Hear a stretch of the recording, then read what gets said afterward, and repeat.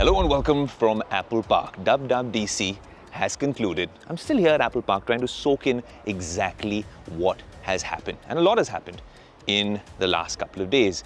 But Apple Intelligence is here. And of course, iOS, iPadOS, everything is changing. More on that later. This is going to be a detailed show from California. But I want to tell you a little bit more about iOS 18 as well. It's one of the biggest updates in a decade. iPadOS, for me, is very important because it's my daily driver. They now have a calculator app which I want to demo for you. It's mind-blowing. Apple said they'll do it when they get it right. That means they've probably gotten it right. Of course, you've got everything with watchOS, all the software updates we really want to dive deeper into, but AI is the biggest buzzword, and that's what we're going to be talking about on Tech Today. Apple's WWDC 2024 keynote kicked off in extravagant fashion as the Apple team skydived into Apple Park from 12,000 feet in the air, with CEO Tim Cook and co. ready to showcase the new software versions of all its hardware. iOS 18 was at the center of it all, as it received one of its biggest visual and functional overhauls in a long time. Apple introduced new ways of customization for the iPhone, like the ability to rearrange apps on the home screen and place them anywhere, as well as being able to change colors of app icons. The control center received a redesign along with the ability to hide apps and lock them with Face ID. iPhone users will also be able to change the two buttons on the lock screen and add any app they want now instead of the traditional flashlight and camera. The Photos app was also streamlined with one menu and albums to make our memories more accessible. If you like gaming on iPhone, it finally has a dedicated game mode, which can optimize background tasks and boost performance. Next up on the cards was iPadOS, which for the first time has Calculator app. But it's not just any calculator app. It now has the ability to solve complex mathematical equations, thanks to a feature called Math Notes. Users can write their math problems using the Apple Pencil, and as soon as they will add an is equal to sign, the iPad will automatically solve the equation.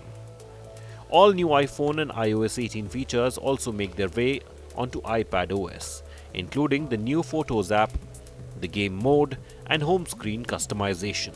Amidst all the madness, Apple also introduced a new feature on AirPods. Users will now be able to nod or shake their head to pick up or reject incoming calls. Craig Federighi, Apple's Senior VP of Software Engineering, also introduced the latest macOS update called macOS Sequoia. One of the biggest macOS features is iPhone mirroring, which lets you use your iPhone on your Mac device without any lag or performance issue. All iPhone notifications, calls and messages will be relayed to the Mac, and users will be able to get the entire iPhone experience on their Macs. Now there's native support for app windows to be snapped into corners, just like Windows has it. Apple also introduced a new password app that will come to the iPhone and iPad as well. Users will also get the ability to add custom backgrounds on video calls from a Mac device. But this wasn't all, as Apple moved on to its one more thing moment with the launch of Apple Intelligence. Apple Intelligence, the new AI.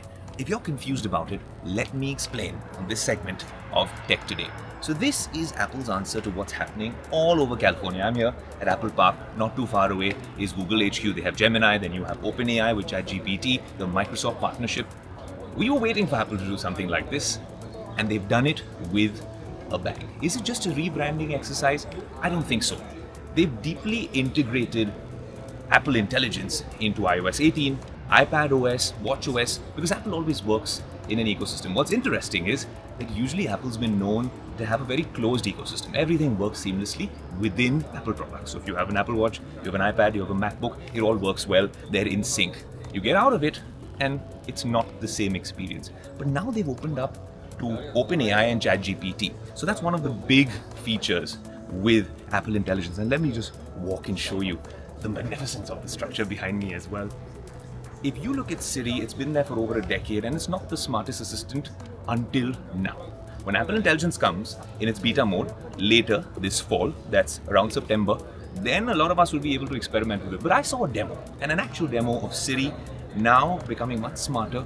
Look, Galaxy AI has got all these things as well, but it's just about how Apple presents it. The minute you click on the Siri button on the side of your iPhone, there's an animation which makes it look so futuristic and sci-fi. You feel very, reassured. But even the color scheme they've used, that's Apple. They pay attention to that detail. Now, the best part about this is, with AI, one concern that we've spoken about on Tech Today is privacy and security.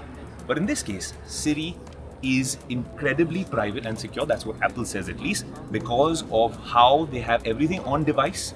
And the other more complicated tasks, when you're asking AI a question, you're trying to sort out what your photos are like on your phone. You want to make maybe a movie out of it. You want to figure out which email I sent you last, when your mother's landing on the next flight. All of these things will happen on device because Apple Silicon, the chip powering the iPhone or the iPad, will be able to do it. And if they can't do it there, then they will be using the cloud. And that is using a technology called Private Cloud Relay, which means they sort of mask what that identity of the person is, the user is, and they just get a nameless, masked sort of a prompt to the server, and then that information is deleted. It's never stored. So this is perhaps one of the safest ways to be using or interacting with artificial intelligence. We were waiting for the Sam Altman OpenAI announcement. That happened at the end of the keynote. Sam Altman also responded. Elon Musk, of course, got involved. He was not very happy about these developments. But from the demo that I received, when we were trying to use it, you actually get a prompt, which is voluntary consent. If you, of your own volition, say, I don't want this information from Siri, I want to take it to the next level with ChatGPT, you will then be moving to ChatGPT as one input source or a data set or an LLM. You're using that language. You're using that artificial intelligence prowess that OpenAI comes with ChatGPT. I think in terms of the voice, I know there's a lot of conversation here in California and in Hollywood about which voice comes out of ChatGPT.